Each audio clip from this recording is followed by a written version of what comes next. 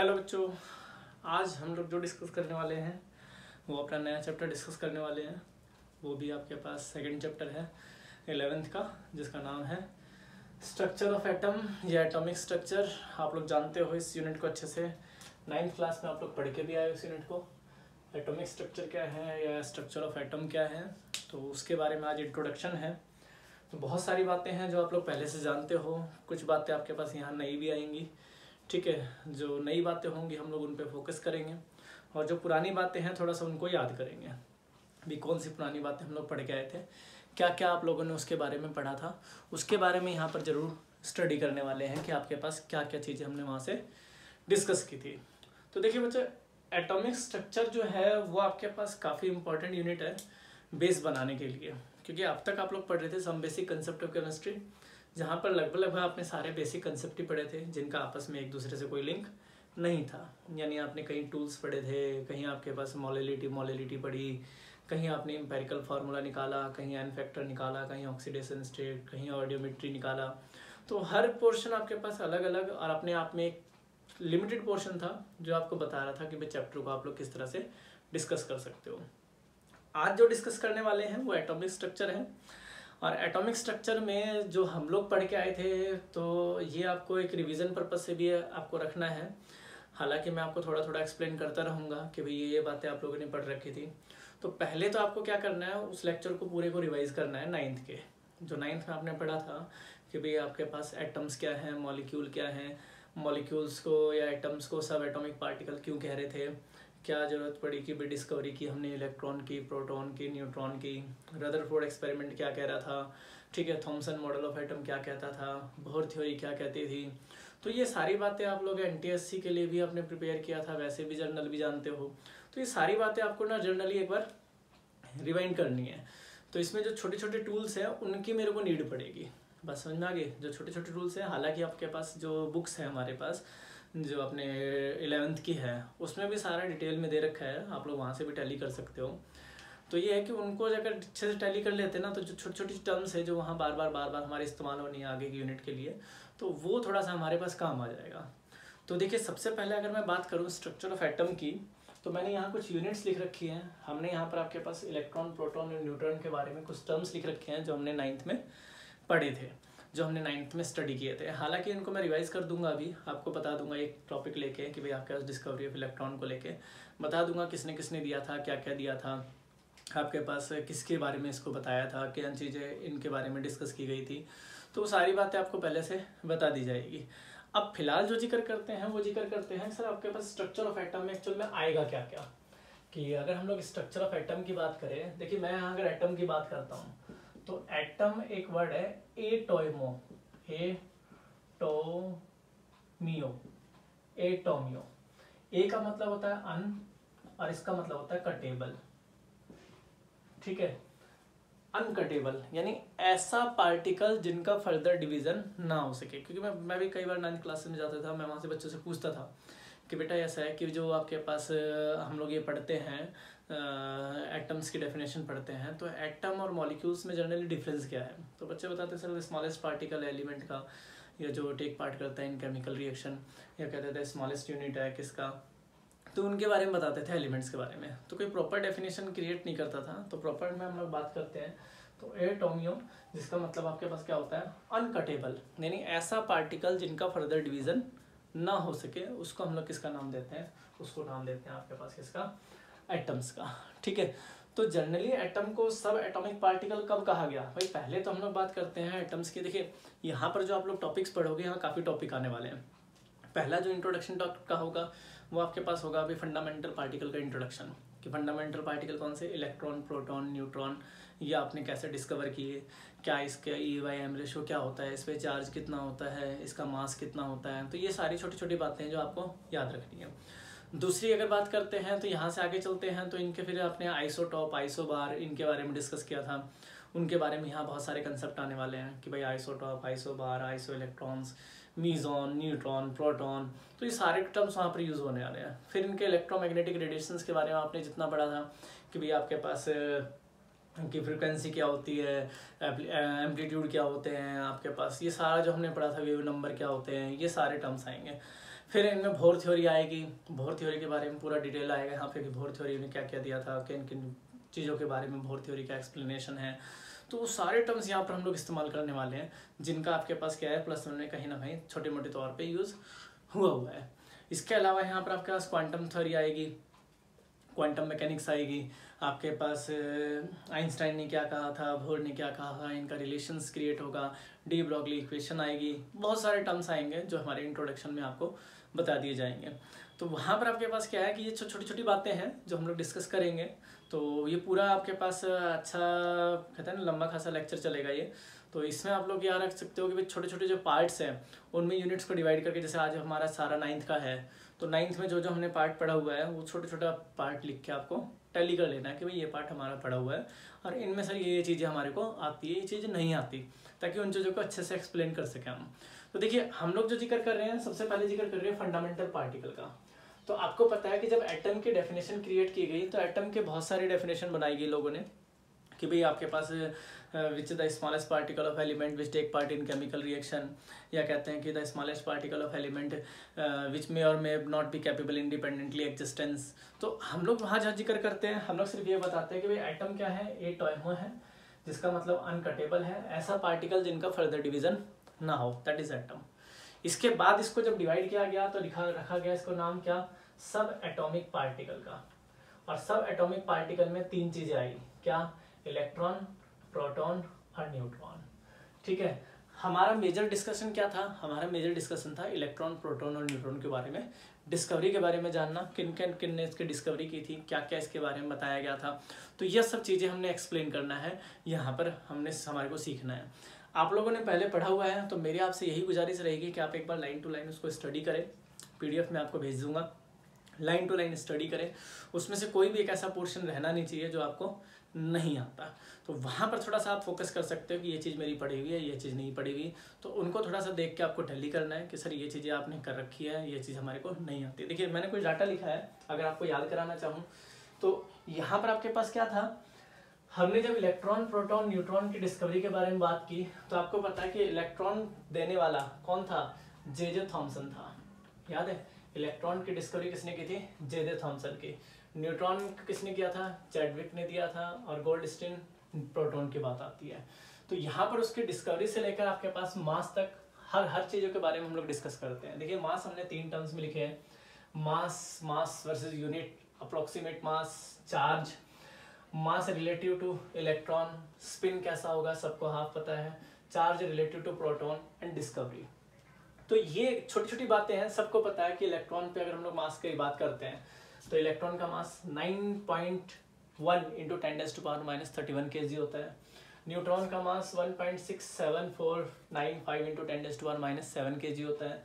Proton की अगर मास की बात करते हैं तो 1.67262 इंटू 10⁻⁻27, क्योंकि न्यूट्रॉन और प्रोटॉन के मास में स्लाइटली डिफरेंस होता है।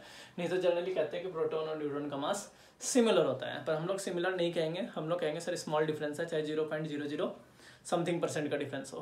बात समझ में आ गई।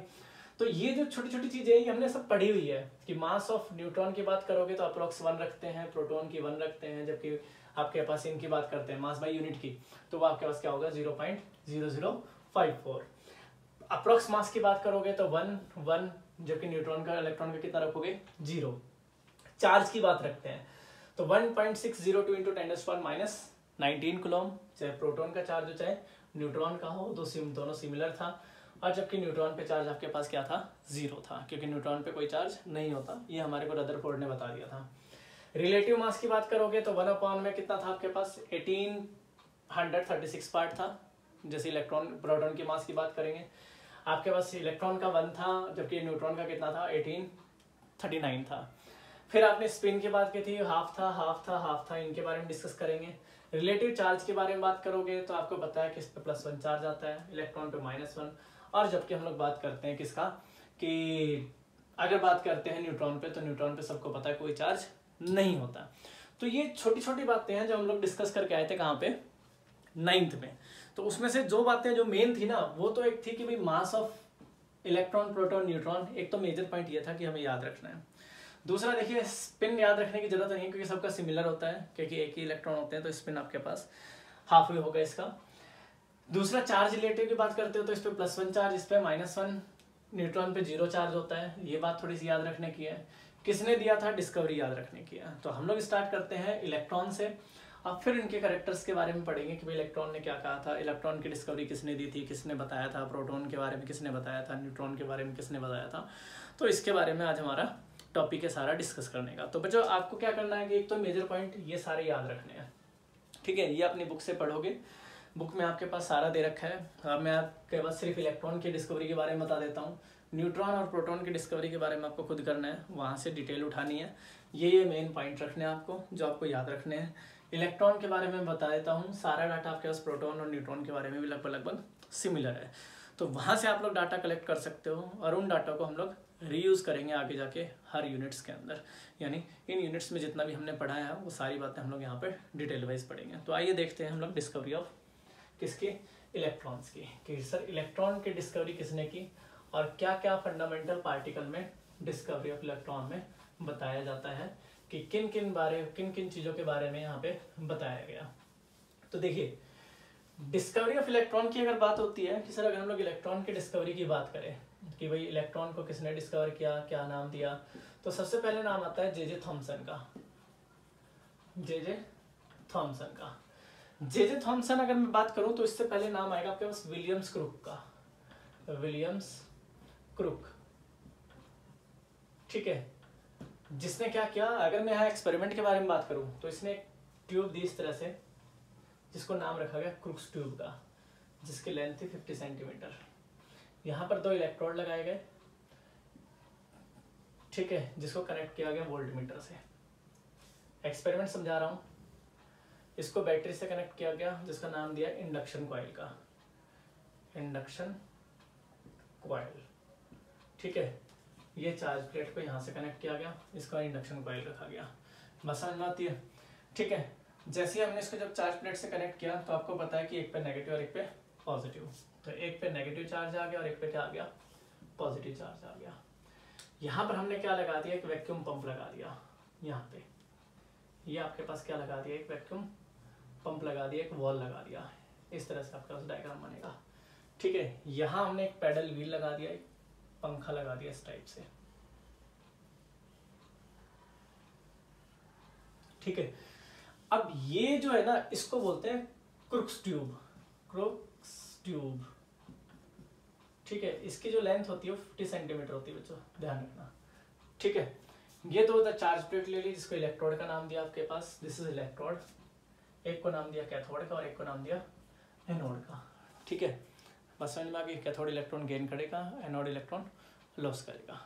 तो यहाँ देखा गया कि भाई आपके पास इंडक्शन कॉइल, जिसके अंदर 10,000 वोल्ट करंट था आपके पास, 10,000 वोल्ट करंट, ठीक है। ये हमारे पास डायग्राम था, जो उन्होंने अलग अलग डायग्राम करके, आपने 9th में पढ़ा होगा, अलग अलग डायग्राम करके इनको रिप्रेजेंट कर रखा है। तो पहली बात, ये जो डिस्कवरी स्टार्ट की थी वो किसने स्टार्ट की थी, विलियम्स क्रुक ने। बात समझ में आ गई। जे.जे. थॉमसन ने तो इसको बाद में टेक ओवर किया था, क्योंकि जे.जे. थॉमसन इसका असिस्टेंट था। असिस्टेंट और बीच में मिस हैपनिंग होने के कारण इसकी, कहते हैं ना, आपके पास ये इसकी डेथ हो गई थी। तो उसके बाद सारा काम किसने लिया था, जे.जे. थॉमसन ने लिया था। और जे.जे. थॉमसन ने ही आगे इसको प्रोसीड करके E/m रेशो लगा के इसका जो mass of electron, charge of electron, उसी ने डिस्कवर किया थी सारी बातें। R.K. मिल्टन ने भी इसका बड़ा हेल्प की थी। तो सारी डिस्कवरी इनके बारे में आती है।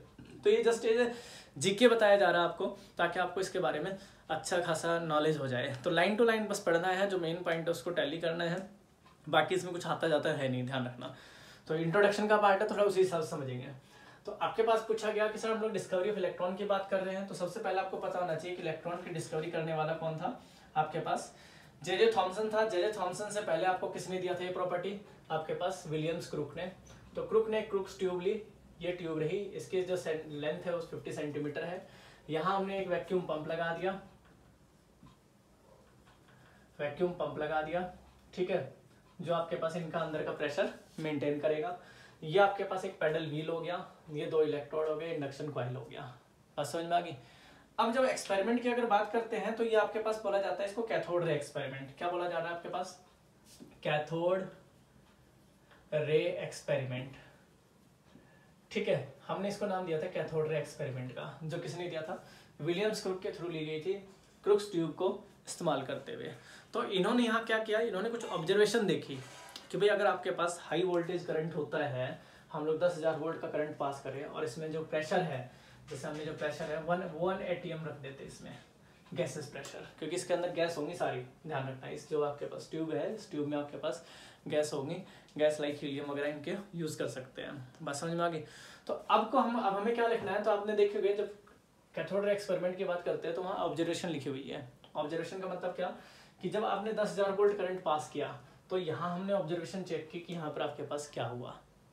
ठीक है, जब आपके पास हाई प्रेशर जब हम लोग अप्लाई करते हैं कहीं पे और हम लोग करंट पास करते हैं तो कोई मूवमेंट नहीं होती करंट की वहाँ पर कोई मूवमेंट नहीं हो सकती, क्योंकि आपको पता है pressure is the bad conductor of electricity. बात समझ में आ गई। तो हम यहाँ क्या करते हैं कि हमारे यहाँ पर ऑब्जर्वेशन लिखी हुई है।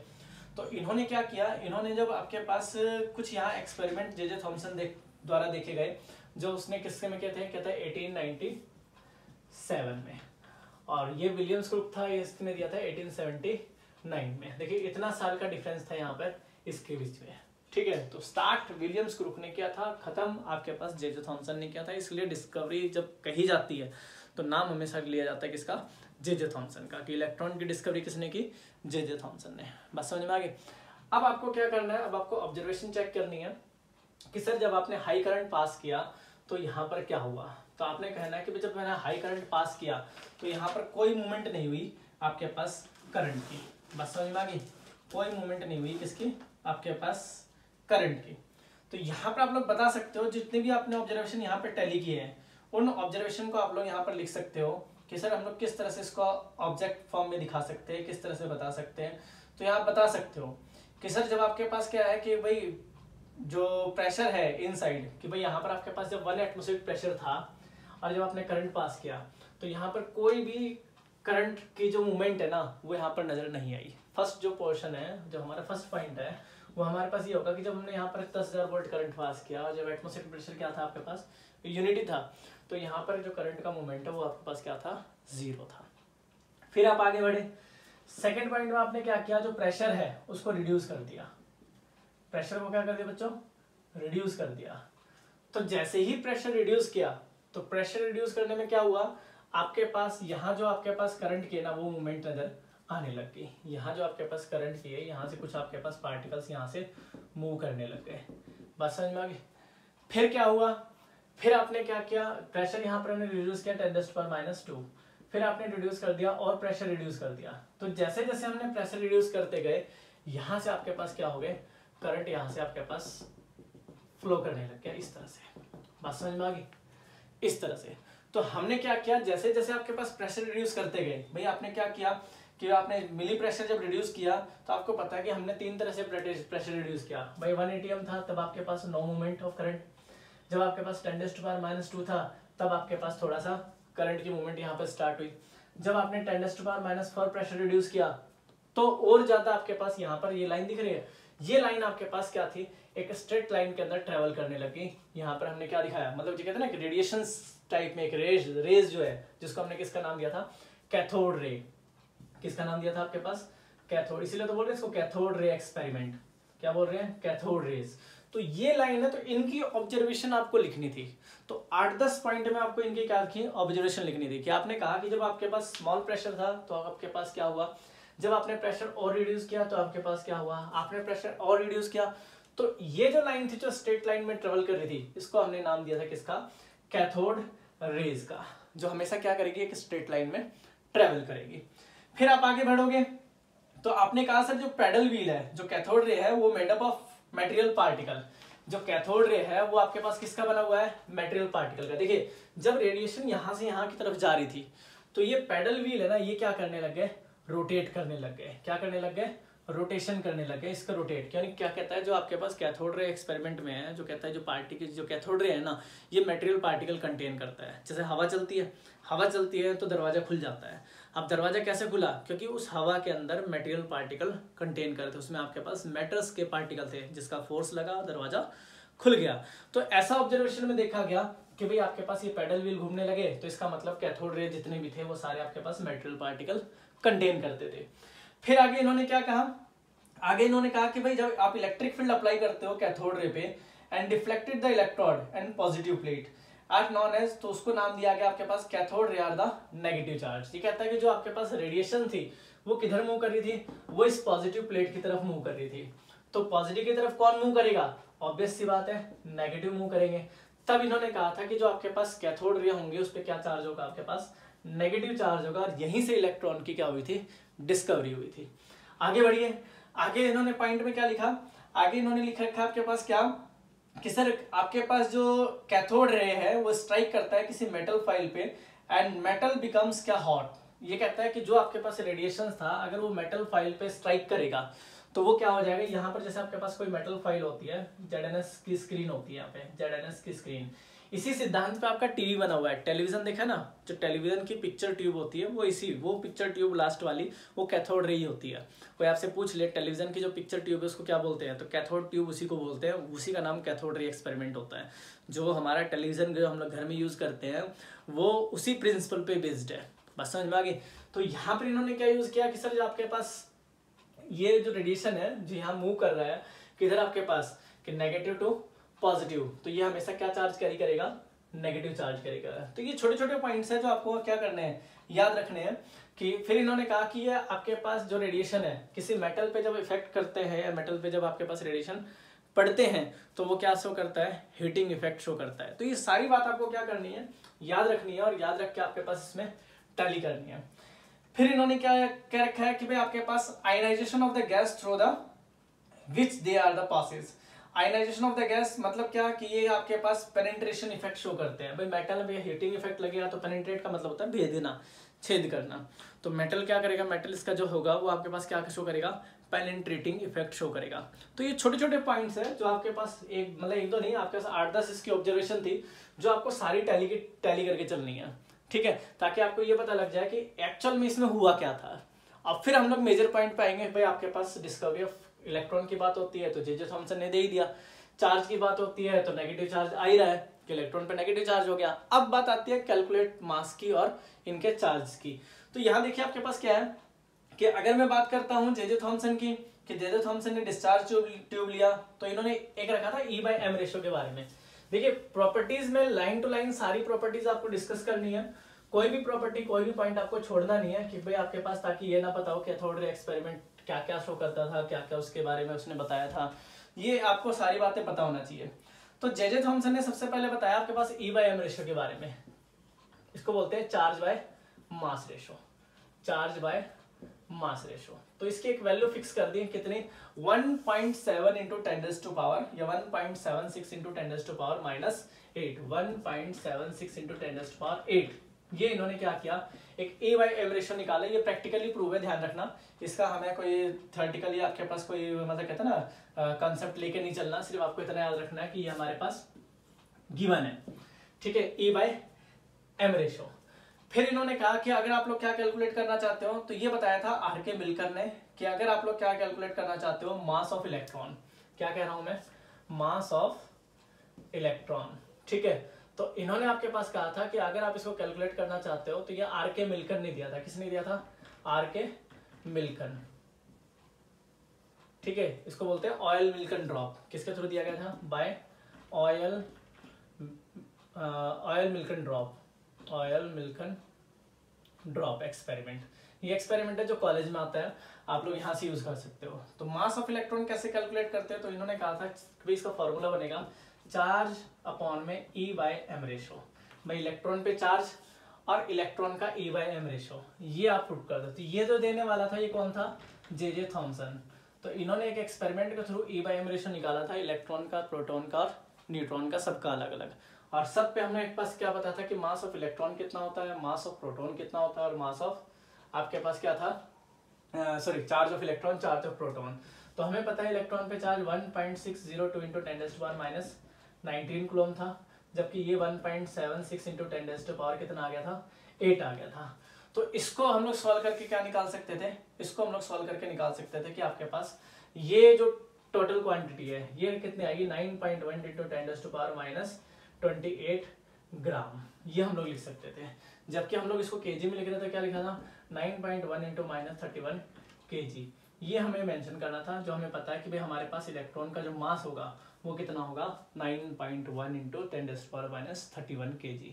देखिए अब इसमें ना करना क्या है, इसमें जो आप लोग पढ़ते हो जे थॉमसन यानी थॉमसन मॉडल ऑफ एटम, या सॉरी आप लोग पढ़ते हो जब हम लोग cathode ray experiment, cathode ray experiment पूरा पढ़ा, क्या क्या ऑब्जर्वेशन हुई है टैली करी, बस लाइन टू लाइन, तीनों को लाइन टू लाइन। उसमें से क्या टैली करना है, एक तो आपको टैली करना है E/m रेशो। E/m रेशो के बाद charge of electron, charge of proton, charge of neutron, ये आपको पता ही है। ये आपके पास फॉर्मूला बन गया मास ऑफ इलेक्ट्रॉन, चाहे मास ऑफ इलेक्ट्रॉन निकालो, चाहे मास ऑफ प्रोटॉन निकालो, चाहे मास ऑफ न्यूट्रॉन, तो उसके लिए होगा E/m रेशो। E/m रेशो हम लोग कैसे निकालते हैं, तो आपको पता है कि ये निकाला गया है किससे, बाय ऑयल मिल्टन ड्रॉप से। चार्ज आप रिपीट कर सकते हो, आप लोग यहाँ से वैल्यू सीधे फाइंड आउट कर सकते हो। तो देखिए मैं आपसे फिर बता रहा हूँ, इनका कोई यूज नहीं है हमारे पास, सिर्फ आपको टैली करना है क्योंकि आपने 9th-10th में पढ़ा हुआ है। सिमिलरली आप ऐसे ही करते हो किसको, जब प्रोटॉन के सॉरी आपके पास न्यूट्रॉन की डिस्कवरी करोगे या प्रोटॉन की डिस्कवरी करोगे, तब भी इसी तरह से डिस्कवर करना है। तो यही बात आपको टैली करके चलनी है कि सर अगर मेरे को चार्ज निकालना है इलेक्ट्रॉन का, तो हमने कहा था इलेक्ट्रॉन फंडामेंटल पार्टिकल है which carry the 1 unit charge and has mass nearly equal to किसके, तो आपने रखा था nearly equal to 1/1837 part by the hydrogen, part of the hydrogen. ये बात आपने कहाँ रखी थी, यहाँ रखी थी। तो ये बात आपको टैली करके चलनी है ताकि आपके पास टॉपिक्स क्लियर होते चले जाए। बात समझ में आ गई। तो मैंने आपसे क्या कहा, आपको छोटी छोटी बातें ध्यान रख के चलनी है, ज़्यादा आपको इसमें पढ़ना नहीं है, सिर्फ आपको लाइन टू लाइन चलना है, line to line, line to line, line to line. जो कृषि में हो उसको लिख लो, बाकी बात खत्म, फालतू की चीज़ें नहीं लिखनी। ये आपके पास जो E/m रेशो है, इनको थोड़ा सा टैली करना है कि कौन कौन सी चीज़ें कहाँ कहाँ से आई हुई है, किस तरह से लिखी हुई है। तो आपका बेसिक काम क्या है, बेसिक काम है यूनिट्स को रिवाइज करना। कौन सी यूनिट को, जो हमने 9th में पढ़ा था, discovery of electron, proton, neutron, ये तीनों स्टडी करना है। क्योंकि मैं आपको रदरफोर्ड मॉडल ऑफ एटम, या आपके पास J Thomson model of atom, इनके बारे में भी डिस्कस करेंगे। फिलहाल आपका काम क्या है, डिस्कवरी ऑफ इलेक्ट्रॉन, प्रोटॉन और न्यूट्रॉन, इन पे चार्ज क्या होता है, इनका मास क्या होता है, किस तरह से इनको दिया गया, किसने किसने दिया था, जे थॉमसन ने क्या कहा था, चैडविक ने क्या कहा था, गोल्डस्टीन ने क्या कहा था, इसके बारे में सिर्फ ऑब्जर्वेशन डाटा कलेक्ट करना है और लिखने की कोई ज़रूरत नहीं है सारा के सारा, आप लोग लिख लो, मेन पॉइंट्स लिख लो, इतना हमारे लिए सफिशिएंट है। बात समझ में आ गई। तो तीनों को आपको टैली करना है, तीनों के बारे में आपको पता होना चाहिए किस तरह से हम लोग टैली कर रहे हैं। फिर हम लोग आगे चलेंगे, जो अपना नेक्स्ट लेक्चर स्टार्ट करेंगे। ये आपका इंट्रोडक्शन है जो 9 से रिलेटेड था। Thank you so much.